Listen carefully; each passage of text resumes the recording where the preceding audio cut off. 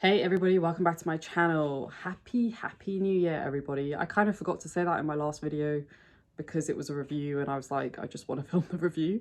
I hope you all had a lovely Christmas. If you don't celebrate Christmas, I hope you had a lovely holidays and you were able to get some rest. It was a crazy year last year and I hope you all have a great start to 2023 and I wish you all the best wishes for 2023. Another year's gone by and we've got another year to go, so let's do this. But before we look to the future, we're now going to reflect on the past and we're going to talk about my top 12 books of 2022. Now, I read a lot of incredible books last year. It's been my best year in terms of 5-star reads. I will do another video of all my 5-star reads of last year. I think I rated 30 plus books 5 stars, which is absolutely insane. I've never had that many before. But I have picked my top 12 out of that 35. I didn't want to do all 35 in one video. I wanted to do like the top of the top. So that's what you're going to get with this list. I tried to narrow it down to 10, but it was impossible. So you're going to get 12. Before I jump into the top 12, I have not got any rules in regards to this. This is my honest, unfiltered version of my top 12 books. I don't believe in doing one author or discounting novellas. At the end of the day, a story is a story. Don't really care whether there's multiple books written by the same author. So you're just getting the complete raw list of my top 12. I've not discounted anybody, nothing like that. So let's go. In 12th place, we have The Builders by Daniel Polanski. Now, this is a short story and it was my first Polanski read and I absolutely loved it. It is a classic revenge tale written in a really condensed format, very character driven, with a little bit of mystery thrown in. And I just loved everything about it. I just love the pacing. I love the characters. I love the tone of the book. It's quite dark, but then there's also like random bits of humor. It's a really good taster, I think, of just grim dark in general. So if you're looking for like a short book that you could get a flavour just to kind of test whether you like grimdark or not, I think this would be a really good place to start. It's also like 200 pages, so you really can't go wrong. Also, the cue cards are back, so we'll see where those land behind me. All right, in 11th place, we have a classic, and that is Pride and Prejudice by Jane Austen. I don't really know what to say about this book because I feel like everybody's read Pride and Prejudice, and if you haven't, where have you been? You should read it this year. It's a classic for a reason. It's got wonderful commentary on the place of women in society, about the role of class in society, the kind of dichotomies between men and women and their expectations of their lives. I think the character of Elizabeth Bennet is one that I definitely identify with, and I think a lot of women can identify with. And I think it's just also a really great familial story about sisterhood and our relationships with our parents. Like, it's just got a little bit of everything in it. So I don't think you can really go wrong with Pride and Prejudice. I'd read it once when I was younger, when I was at school. I've talked about this before.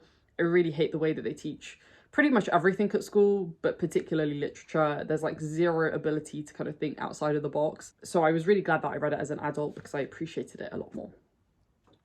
All right, in 10th place, I can't believe I read this book this year because it feels like I read it years and years ago, but I read it this year, and that is An Autumn War by Daniel Abraham. This is the 3rd book in the Long Price Quartet. This book, for me, was kind of the crescendo of the series.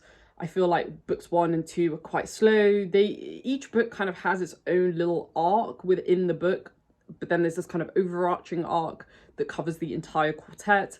But I feel like book 3 is where things really picked up for me. LPQ is a very slow series. I feel like a lot is happening in a very nuanced way. I don't think it's very obvious. And that's going to work for some people and it's going to work for others. For me, it really works. I love the kind of slow builds. I love the kind of very character-driven reads, which this definitely is. And Autumn War is that, you know, there is a war. And so we're seeing the lead up to this war, we're seeing the war itself, and then we're seeing the fallout of the war. And I just really appreciated the way Abraham wrote it. It was quite lyrical in a way. It was always quite poetic. I just loved the kind of themes that were covered in this story as well. I really loved Otar's development in this book particularly. You know, he's the kind of unwitting leader, and I loved that character type. So it kind of hit all the notes, and it was just fantastic. I still think about that book a bit, but like I said, I can't believe I read it this year because it feels like I read it a million years ago.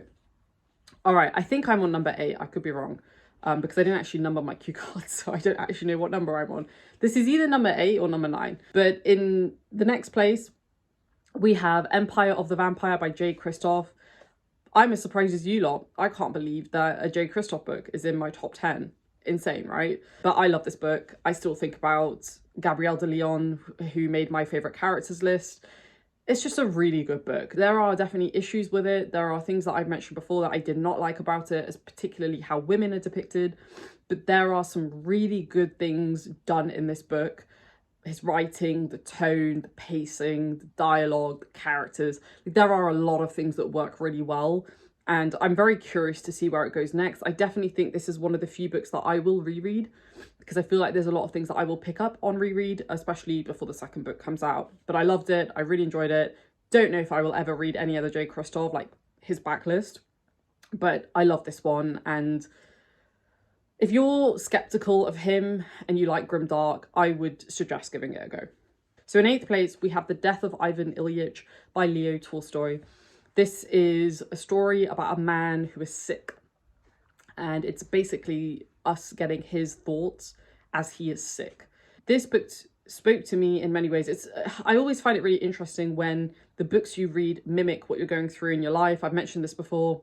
The first 6 months of last year, as well as into the latter half of last year, but particularly the first 6 months of 2022 were really tough for me from a health perspective. I got COVID the year before that. I had long COVID and I was really ill. And I listened to this book when I was going through that, and it was a savior.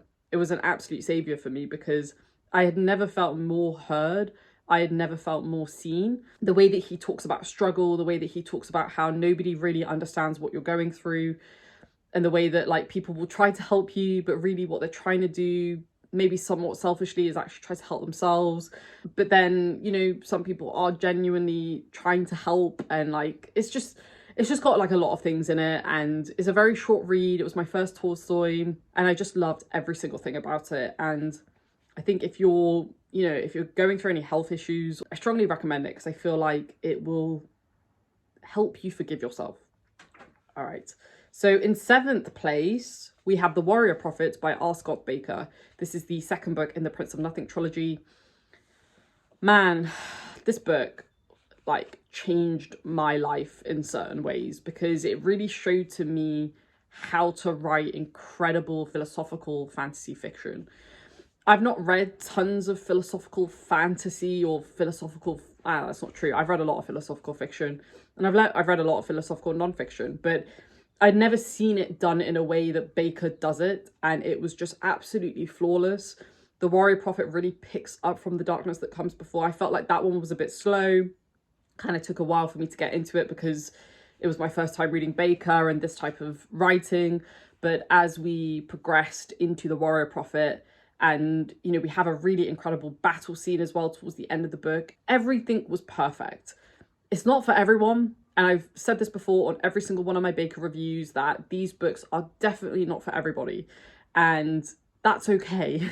But if you like dark fantasy, if you like reflections on our society today, and if you like thinking about things like predeterminism and whether the concept of free will actually exists, then you should definitely read Baker, and you should definitely start off with the Prince of Nothing trilogy, because it was phenomenal. The dialogue and the political intrigue is the best that I've read out there. And I will fight anyone who disagrees with me on that. I say that, but yeah, I'm not really a violent person. So in 6th place, we have Kindred by Octavia E. Butler. So I think this might be the only sci-fi book that made this list. And it was so good. It was so good. Oh, Kindred was... I read it in a day. I didn't really know what to expect. I just know that there are a lot of Octavia E. Butler fans, and I know a lot of people who love this book and rave about this book. And it's very heavy. I didn't expect it to be as heavy and as kind of gritty as it was, but it just ticked every single box. It starts straight away. There's no build up. It just kicks off from the first chapter. We get dumped into a plantation where slavery still exists. We just see the reality of what it was like to be a slave during that period of history. And it's gruesome, it's gritty, it's emotional, it hits you in the gut. Well, if you're a human, it will hit you in the gut. It makes you think about equality and whether we've ever really achieved equality in the 21st century. I was very kind of, after I read the book, I don't know, I get this with certain books where like I'll read a book and then I'll kind of go into a funk for a couple of days, and it's got nothing to do with the book necessarily. It's more what the book is making me think about. And I just thought a lot about slavery and, you know, I kind of thought about modern slavery in the 21st century context as well. And it just kind of made me a bit depressed, if I'm being completely honest, because I don't think we're that better off from where we were. But it's fantastic and you should read it. All right, next in 5th place, I think I'm on 5th place, yeah. In 5th place, we have Stoner by John Williams. I love this book. It was incredible. Honestly, this book probably should have been higher, but I just couldn't justify putting it higher because the other books deserve to be higher. I read it because Lorne recommended it to me, and we read quite a lot of classics together. We like buddy read a lot of stuff together. And when I read this book, I'd never heard of it. I didn't know, nobody on BookTube was talking about it because nobody had read it. And it's great because a lot of people are reading it now and like doing videos on it, which is awesome. But this book really was a gut punch for me. I think it's just about a man, a really unremarkable man, living a really unremarkable life. But we get these kind of nuggets that this man could have been more remarkable than maybe he gave himself credit for or other people gave him credit for. And he just kind of goes through his life coasting, whether it's his professional life, teaching at a school and then at a university, to I think a university, and then in his marital relationship, then his relationship with his child, his relationship with his parents, with his work colleagues. There's just a lot of things in it that made me think about my own life and the way that I utilize my own time and my own relationships. For me, I feel like Stoner is almost like a cautionary tale. At least that's the way that I perceived it, because there's definitely a world where I feel like I could be like that, but that's just not in my personality. It's just not my character to kind of let things slide and not kind of push myself forward and push myself to be better and to keep learning. And I think Stoner for me was just kind of like this complete antithesis of Zara. And that's why it kind of hit me so much, because it was like, oh, I actually see parts of myself in this person, but then like I see so many things where we're so dissimilar. And it was just really interesting. Like, I just loved it. And the writing is beautiful. John Williams' writing is absolutely stunning. And if you haven't read it, you should definitely go and read it. All right. Down to the next 4. So in 4th place, we have The Curse of Chalion by Lois McMaster Bujold. I love this book. Another book that I've literally never seen a review of on BookTube, but again, now seems to be getting a lot of praise, which is fantastic. I love this book. I love the main character of this book. I love the other characters of this book. Like, I love everything about it. Kazaril, the main character, is just kind of spoke to my soul. He's your kind of typical down on his luck warrior who's kind of coming towards the end of his career, and he's kind of lost trust in everything and everyone. And yet by the end of the book, we kind of see him regain that trust and regain that familiarity with the people that he has around him. And it's really touching. It's a book that is really well paced. There's a lot of like world building. There's a lot of really interesting kind of plot twists. It's got a bit of everything, you know, it's got a little bit of everything. It's got hints of romance in there. And it's quite dark. I wouldn't say it's grim dark, but it's definitely on the slightly darker end of fantasy. And it's just fantastic. I just loved everything about it. Kazaril is a character that I still think about today. And it's still a book that I think about today in general. And I loved it. And I need to carry on with Bujold's books in that kind of, I think there's like 4 books. It's like a quartet, I think, or a trilogy. The books are standalone. It's like you can read them as standalones. So I'll definitely be doing that this year. And now we're into the top 3. I'll be honest, these 3 are pretty interchangeable. I loved all 3 of these books pretty much equally, apart from maybe the first one I loved a little bit more. But the next 2 I think are pretty interchangeable because I just love them both, but for very different reasons. And all 3 of these books are quite different, actually, now that I look at them. So in 3rd place, we have A Brightness Long Ago by Guy Gavriel Kay. I had not really heard many people talk about Guy Gavriel Kay. at the point that I decided to read this book. I found it in a library and I thought, let's just pick it up. I'd done no research on this book, what it was about, whether it was good, you know, whether I needed to read other books before it. Like, I did nothing. I literally found it in a library that I hadn't visited in like 10 years. And I decided to just pick it up and I read it in a day. It was incredible. It's like historical fantasy fiction. It's kind of very Renaissance influence, which you definitely get that vibe. And we're centering around two kind of military leaders who are at war with each other. And we are following basically three people who interact with those two people at one point or another. And we're getting their kind of story and their version of the events. And I just loved every single character. I loved the pacing. I loved the world building was incredibly rich. And it just kind of felt like I was there. Like, I imagined places that I visited in Europe. And it just felt extremely vivid. It's a book that you could very easily make a movie out of, in my opinion, because it's just so well done in terms of how it kind of executes its imagery. I love the kind of themes that it covered as well. This kind of idea of whether you should follow your own path versus what your family have laid out for you. One of the other characters, you know, her kind of whole thing is she is a woman in a man's world, and yet she doesn't want to get married and she doesn't want to be a nun, which are basically the two paths that she has. She's incredibly smart and everybody around her knows it, and yet she's very limited on what she can actually do. So it's about her path to kind of figuring out how she does what she wants to do. And then we have other kind of broader themes of like kind of revenge and betrayal and misunderstanding, and, you know, how poor communication and little decisions can lead to massive consequences. And it's just perfect, guys. Like, it's just really, really good. And it's just a solid fantasy fiction book that I think everybody should read. And I cannot wait to read more GGK as a result. I bought like 10 of his books after I read this book. That's how much I loved it. Bear in mind, I hated Tagana. I gave that a 2 stars, and honestly, I think I should give it a 1 star. That's how much I hated it. So to go from that to this, he did good. Let's just put it like that. All right, in second place, we have The Company by KJ Parker. I'm kind of shocked that there's only one KJ Parker book in this top 12. But that being said, I think he's heavily featured in my top like 30. Basically all the books that I rated 5 stars. But The Company for me is kind of like a psychological horror in a way, and it won't feel like that as you're reading it necessarily. But I think for me there were certain moments throughout the book where we learned certain things about the main character, Toish Knesson, who I mentioned is one of my favourite characters at the moment. He was in my top 10 list. And there's just certain things that we kind of figure out, or we kind of have to figure out by ourselves. And you kind of get these realizations of how evil humans can be.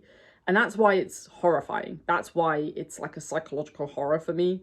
I don't think many other people would describe it in that way, but there was just some really, I don't even know how to describe it, like gross things that we learn. And you're just like, oh, that's just not right. It's just not right. And something, it's funny because when you start reading the book, something doesn't feel right and you just don't know what it is. I feel like that's the case with all Parker books though. There's always something a little bit off. But with this one, it was very much connected to Knesson as a character. Whereas in the other books, it's generally connected to an event. For me, with this, as soon as we get into Knesson's head, I was just like, there is something very off about this person. I just thought it was a masterclass in how to do character work absolutely exceptionally. If you're a writer, like I genuinely think people who write books, especially character-driven books, should read Parker because he's a masterclass in how to write good characters, complex characters, morally grey characters, people who feel very real that you could definitely be coming across in your everyday world. The Company has to be in my top 3 because it's a character and a book that I still think about every single day. That was terrible. All right, and then in first place, I don't think anybody's going to be able to guess this because I haven't done a review about it. I haven't talked about it at all on my channel. You might have guessed it if you're friends with me on Goodreads or you're following me on Twitter. Otherwise, I doubt you guessed it. And that is The Judging Eye by R. Scott Baker. This is the first book in the Aspect Emperor Quartet, which follows on from the Prince of Nothing trilogy. So don't read this book if you haven't read Prince of Nothing. You just won't get as much from it. And like, you just need to read the Prince of Nothing trilogy first. But the judging, I picked this up totally unexpectedly. I'm very much mood reading at the moment, and I think I will be for the foreseeable future because my reading is all over the place. And I wasn't planning to pick up this quartet until 2023, actually. But then I was just really in the mood for Baker, and I was really in the mood for something really dark. And for me, when I think, what is the darkest thing that I can read? It's Baker. That's who I think of. And so I picked it up, and I was floored. I read this book in like 4 days, which is an achievement for a Baker book for me. I normally read like a chapter a day, maybe 2 chapters if I'm lucky, because they're really dense, they're really heavy. There's a lot happening, but also not a lot happening, that you kind of want to take your time through it and you really want to think about it and reflect on each chapter. With this book, I read it in 4 days. I just got through it super quickly because it was so fast paced. Picks up, I think it's like a couple of years after the events of Prince of Nothing. You're thrown straight back into it, and it's just, the pacing is perfect for me. Like, this for me is a perfectly paced book because we're back into it, then we get these slow moments, then we're back into it, slow moments, back into it, and it just, everything just worked perfectly. We also get these kind of like very insular moments with each of the characters. We get their reflections on the events of what happened in Prince of Nothing. And I really like those moments because I just kind of added a flavour to it. I'm not going to mention any character names or anything like that because I don't want to spoil it if you haven't read Prince of Nothing trilogy. But we just get this kind of very unfiltered look and this unfiltered reflection of the effect of the events of Prince of Nothing that I just really appreciated as a reader. And the other thing that I just loved, there were an introduction of new characters that I just fell in love with. There is one character in particular that I will talk about in my review, which will be coming out soonish, that he is definitely going to be on my top 10 favourite characters list next year. I'm calling it right now because, oh my gosh, he's the most sick, twisted individual ever written. But it is so satisfying to read, and it's just, there were moments literally where I was sat on the edge of my seat thinking, this can't be happening, this can't be happening, this can't be happening. And then it happens, and I'm like, no, humanity is awful if these things can be allowed to happen. So it was just perfect. It was a perfect book. I have zero criticism of it.